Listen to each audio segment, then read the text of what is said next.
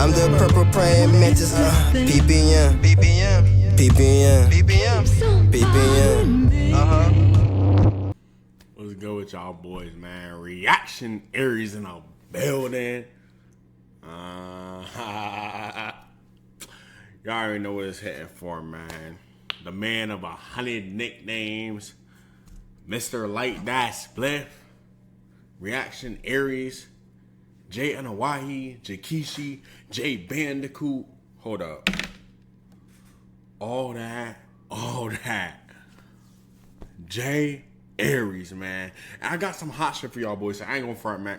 Y'all know I got some hot shit for y'all boys, man. I know it's been I say this every time. I know it's been a little minute. Bro. I'm sorry, man. My schedule's a little more straight right now. I ain't gonna front but I ain't even about to keep doing this talking about, nigga. Look, I got some heat for y'all boys today. I ain't gonna lie, man. My boy Pilata Productions, shout out Pilata Productions. He dropped a video. He said Cena Ranked, man. We about to see what the fuck Pilata Productions is talking about, man. We gonna see if he's spitting or if he's swallowing, man.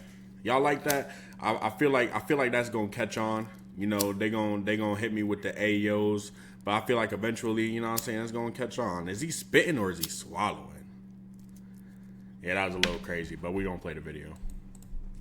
Today, I'm going to rank every version of John Cena from the worst to the best. And we got the prototype, the Dr. Thugonomics, the Chain Gang, the face of the franchise, the US champion, and the Hollywood part-time Cena. There's a lot to cover, and let's get started with the worst version of John Cena.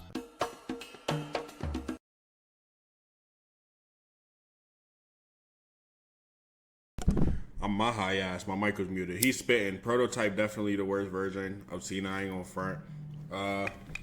Not really gonna hate on it. It was the worst, but I don't even think that's a discussion.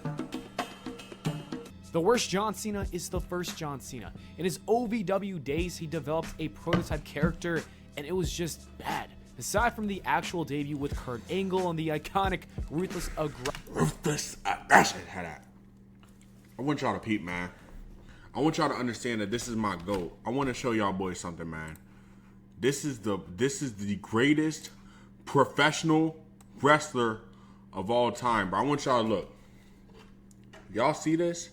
This is my Cena wall. Do y'all understand that, money?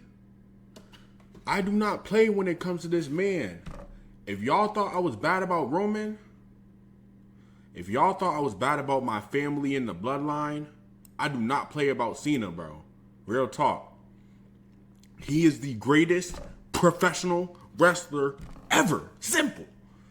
Better than Gotch, better than Flair, better than Hackenschmidt, better than Omega, better than Michaels, better than Austin, better than Rock, better than Hunter, better than Taker, better than Kane. You want me to keep going? Better than Hogan? Better than Flair? Better than Sting? Better than Brett? Come on, man. Am I not spitting? Y'all must not know, man. Oh, shit. Hold up. Let me put the computer back on. Y'all must not know, man. Come on now. Russian moment, this John Cena was not good. In fact, he was so bad that the WWE was prepared to fire him. They were ready to move on from the John Cena experiment and push someone else as the face of WWE. Thankfully, they didn't give up on him despite this gimmick totally sucking. This is honestly the only bad John Cena in this video. The next version of John Cena on the list is Hollywood John Cena. Unfortunately, not also yet. Call him part-time. Now. This isn't. All right, listen. This isn't calling it bad, but if he has to rank them, I see. I ain't gonna front. I see. Yeah, nah, I see. I can't excuse it. I see. Doesn't really matter, but I'd say that these were the years of 2016 up until right now. John Cena went part-time back in 2016, and it wasn't as part-time as it is now, but he wasn't on TV every week. He was filming stuff for Hollywood and missed some time. His appearances in Hollywood progressed, and he was missing more and more WWE shows as the years went on. And even though he's not on TV too much, he was still a part of some great storylines throughout this time. In 2016, he had that legendary feud with AJ Styles. That's actually one of his best rivalries of all time. The two proceeded to have some of John Cena's best matches in his entire career, maybe even his best match ever at SummerSlam or Royal Rumble 2017. John Cena also won his 16th. I think not. Okay, so I understand why people say Punk versus Cena at Money in the Bank. You know what I'm saying? The stakes high and etc. Story, whatever. I think in terms of pure wrestling, no theatrics, nothing. I think in terms of pure wrestling, Cena versus AJ at Rumble 2017 is John Cena's best match. That's my favorite match of all time. I think that's John Cena's best match. Let me know if I'm bugging in the comments, yo. WWE Championship during this run, which was very impressive. Even though the title reign was terrible, it was still a cool moment. It wasn't terrible. He just ain't do shit. He held it for less than a month. Bray shouldn't have won. I stand by my sentiment. They should have fought.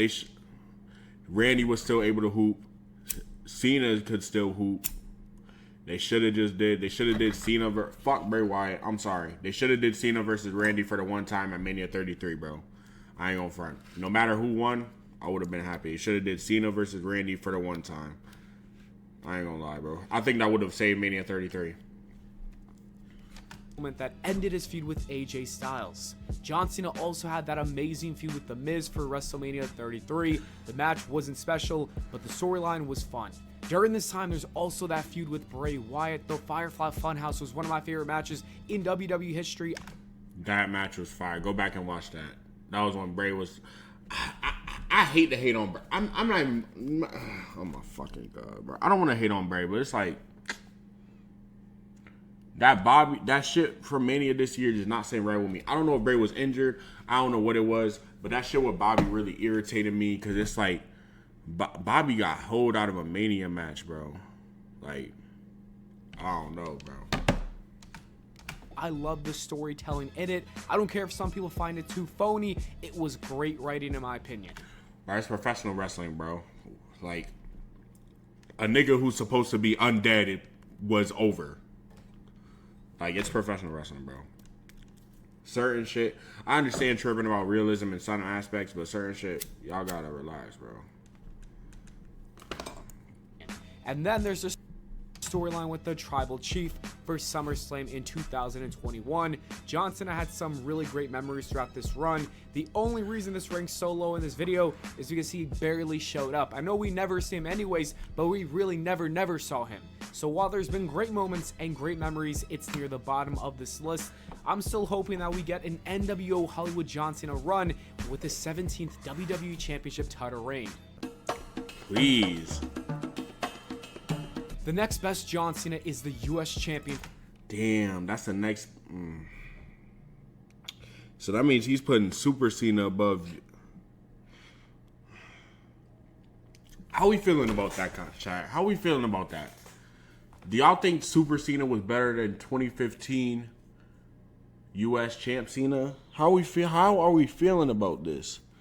Because doesn't that also mean he's putting Dr. Thugonomics? I mean, nah. I'm not gonna hate on Dr. Thugonomics. I'm a PG Cena merchant. I don't know. Oh no about that. I don't know. From 2015 at WrestleMania 31, John Cena had a match with Rusev for the United States Championship where he was victorious. And for the Go watch that match, bro. Oh my God. first time in over a decade, John Cena was no longer a world champion. Instead, he became a mid-card champion. At the time, the US Championship wasn't taken too seriously. The IC title was a bigger deal, but the US title had much less prestige. Most people would have seen this as a demotion, but John Cena did not. He saw this as an opportunity to make the title relevant again, and so he introduced the US Open Challenge, and it was one of the greatest runs in John Cena's career. He put the title on the line every single week with mid-card talents. Not only did he showcase the championship at this time, but he also showcased a ton of talent. People like Cesaro, Sami Zayn, Stardust. I don't know why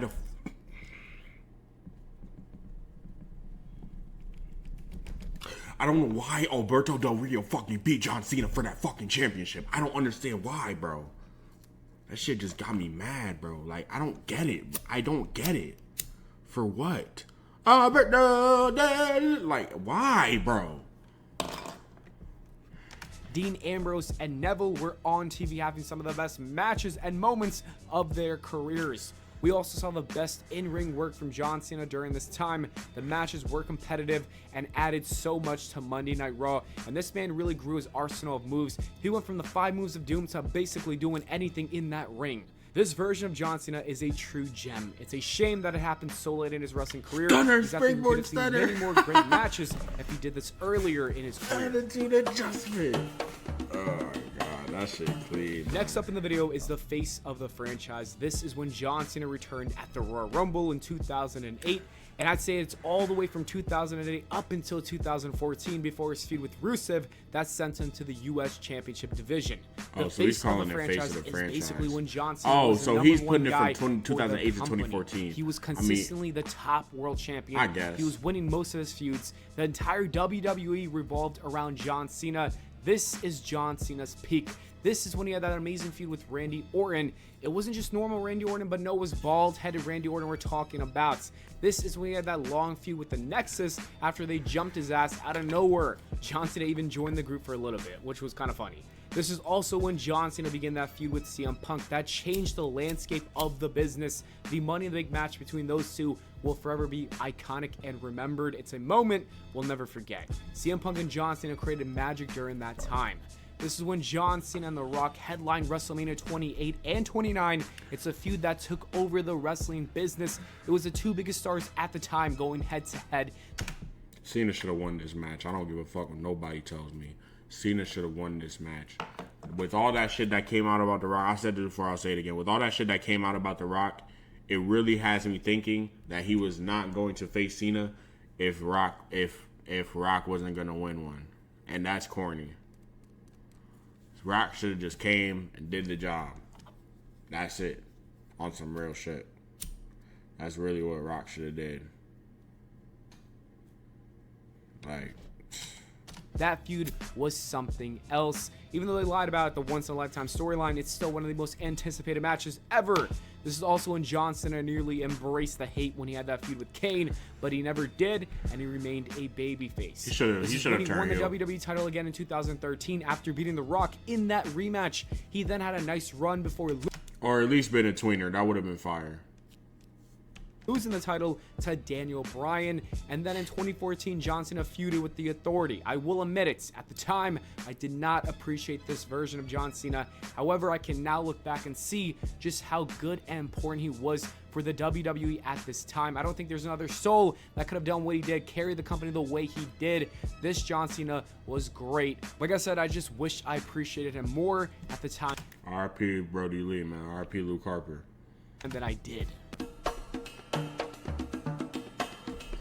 The second to best John Cena is the I'm not putting Dr. Thugonomics over Super Cena. I'm not. I'm sorry. I'm not. Like, I can't, bro. I'm assuming next is going to be 05. I cannot put Dr. Thugonomics over. I just can't, bro. What John Cena was doing for the company, the promo John Cena was cutting, the matches John Cena was putting on, I can't do it. I can't agree with it, yo. What was John Cena doing in Dr. Thugonomics? What was John Cena doing in Dr. Thugonomics better than he was doing in the face of the as the face of the franchise? He was being raunchy, bro. Like, he was being he was just being mature. That's it, bro. He was just being edgy, dog. I ain't gonna front. He was just cussing. What was Cena doing? And I'm not saying this like he was ass. Cena's always been elite. To me, at least. Actually, not just to me. Cena's always been elite. I'm just saying, like, to say that freaking, nah, bro. I'm not with that. Doctor of Thugonomics. After failing to find success in 2002 as the prototype, it was time for Cena to find a new gimmick before getting released. The story of how the Doctor of Thugonomics was born is an interesting one. Stephanie McMahon heard him rapping at the back of a bus during a tour, and she told him to do that on TV So he did it, and it quickly got over. John Cena found gold with his gimmick. He would come out and roast the crap out of his opponents before his matches. It was a unique character that took the WWE by storm. The fans were loving it so much that the WWE had no choice but to push him. An entire generation of wrestling fans were behind John Cena at this point, and he got so popular with the fans that they had to turn him into a baby face. Even as a good guy, his bars were still fire. I still remember this man taking a piss on The Undertaker's grave. This was easily one of the most iconic versions of John Cena. He was entertaining every single week when he was on. Niggas really think Max Caster a better rapper than John Cena, bro. I don't know. I don't know, bro. And then John Cena wanted to. John Cena wanted to, you know what I'm saying? I can't think of the word right now, but he was trying to be nice and say Caster the best rapper. Bro, you went platinum, Cena. Like, shut up, my nigga. What the fuck? On TV with a microphone. The Dr. Thugonomics is truly goated. Alright, Chang ain't calling it Chang. And my favorite version of John Cena will always be the Chain Gang in 2005 through 2007. This is when John Cena won his first WWE title and slowly ditched the Dr. Thugonomics gimmick. John Cena started talking more about hustle, loyalty, and respect. This is when John Cena made me truly fall in love with professional wrestling. He had some great feuds during this time. The first one with JBL was a great introduction to this character. Then Chris Jericho was a worthy challenger. Kurt Angle and him had some unforgettable battles. Shawn Michaels and Triple H both tried to knock him down, but they failed.